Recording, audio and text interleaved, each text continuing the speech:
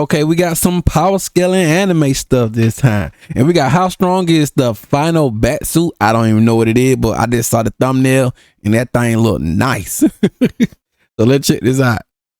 Final Batsuit. Within the DC universe, there comes a point where even the gods tremble when the monitors of creation, the forgers of universes themselves, look into the battlefield and see that there's one man who refuses to bow.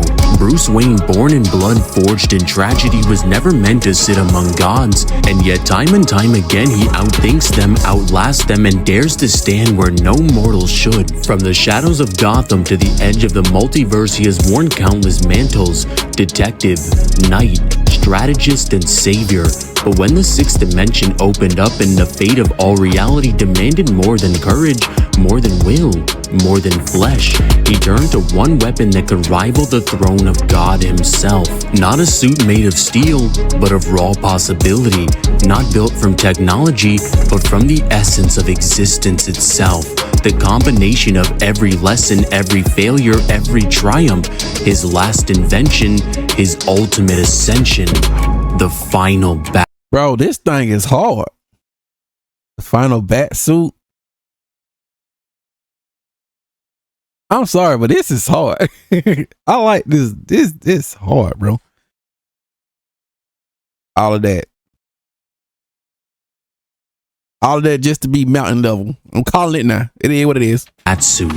The Justice League arc beginning in issue 19 doesn't just tell another superhero story, it drags the League into the architecture of reality itself, forces Superman through the fires of cosmic imprisonment, and places Batman before the throne only meant for gods. It begins with Hawkgirl, her wings not just feathers but they're constellations of order, a map woven into her being. The League believes that this pattern might guide them to the fifth dimension, the realm of imagination. To pursue answers, they summon the one who understands the plane best, Mr. Mixie the Imp Trickster. After his usual games, turning Green Lantern into a circus act bending reality like Play-Doh, Mr. Mixie unveils the truth. The fifth dimension is imagination, yes, but their map points even higher. Beyond imagination itself, it points to the sixth dimension, a place described as the control room. Bro, DC, what you call it, is so hard to me, bro. I'm sorry, but bro, I just like how it look, bro. Of creation, a realm sealed off to all but the mightiest. Here the gods themselves whisper. The Monitor, the Anti-Monitor, and the World Forger were the architects who shaped the multiverse itself, but they were only sons of something greater. Perpetua, the mother of creation, the Dark Monarch who gave birth to all universes as casually as mortals exhaled breath. The scale begins to unfold as the Justice League isn't just fighting villains, they're trespassing into the back rooms of divinity itself.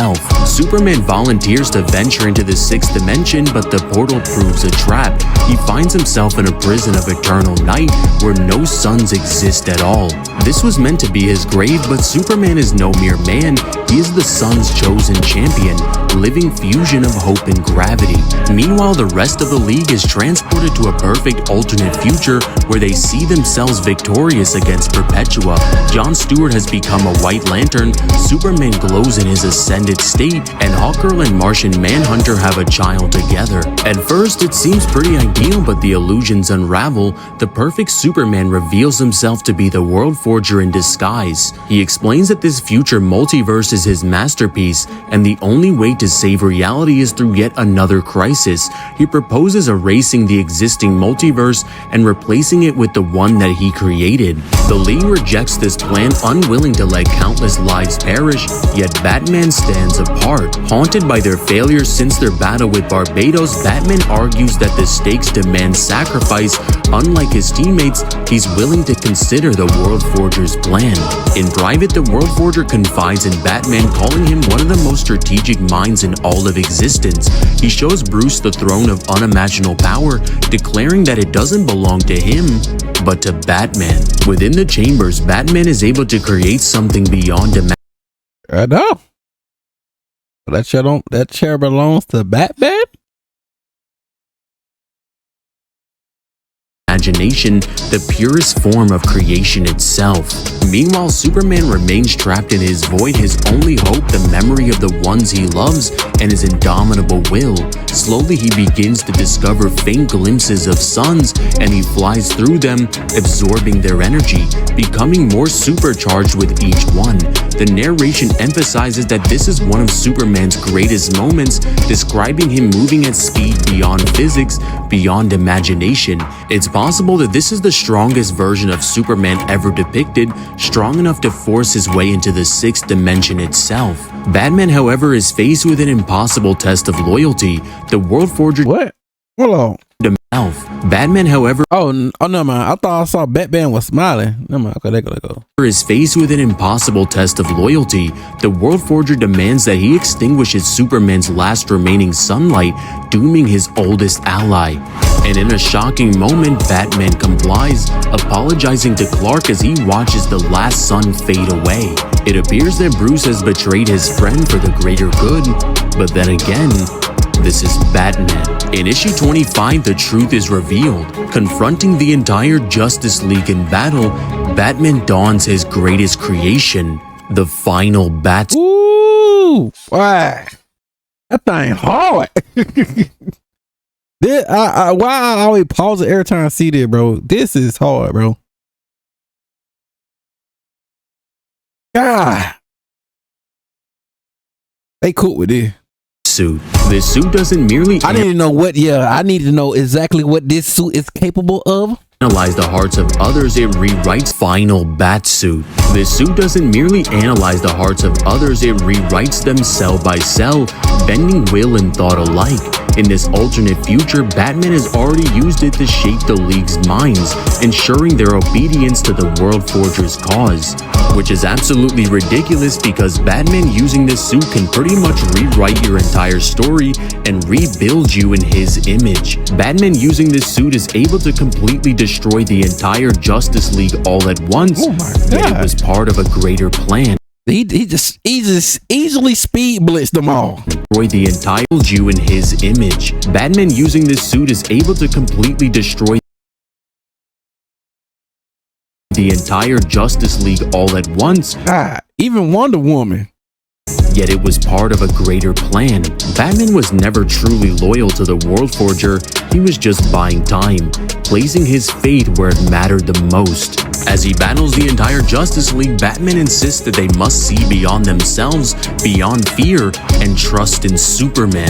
And Batman's gamble pays off. In a surge of radiant power, Superman returns supercharged by countless suns and delivers a single decisive blow to the World Forger, a being capable of creating universes.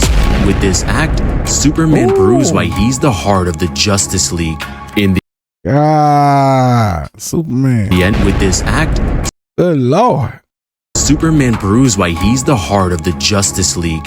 In the end, Batman's strategy and Superman's determination wins the day. The World Forger, convinced by their unity, agrees to side with the Justice League against Perpetua. This victory sets the stage for the Year of Villain event as the Justice League prepares for their greatest threat yet. The final Batsuit remains one Oh, this thing hard, bro. That thing hard, bro. of Batman's most staggering creations, as this Batsuit is able to fight against the entire Justice League all at once, with these fighters being able to destroy the entire multiverse, which contains countless realms, and their battles have even reached the source wall. Within just the Bleed itself, there exist infinite universes, and going even further than this is the Spear of the Gods that exists beyond all space and time. Limbo existing further beyond this is the place that even gods go to when they die, and the Monitor Spear the place that governs which reality should live and which one should die. And this Batsuit that Batman created would even scale above the 5th dimension, with characters like Mr. Mixie being able to hold all of creation in the palm of his hands, truly being a 6th dimensional realm creation. Forged in Element X, it possesses the ability to bend reality itself by rewriting the minds on a cellular level. Its potential is terrifying, yet also symbolizes Batman's paradox. The human without any superpowers who continually rises to stand among gods, even in a cosmic war spanning dimensions. Batman remains the detective, the strategist, and the one willing to risk everything for the greater plan. Though his time in the spotlight was brief, the final Batsuit stands as one of the most awe-inspiring weapons ever conceived in DC Comics ever. It represents the peak of Batman's ingenuity as his willingness to sacrifice, even if it means betraying his friends in the short term to ultimately save them in the long run. Fans still hope to see its return, as the suit's possibilities stretch as wide as the multiverse itself. Overall, the final Batsuit would scale to multiversal plus to outerversal, with infinite to irrelevant speed.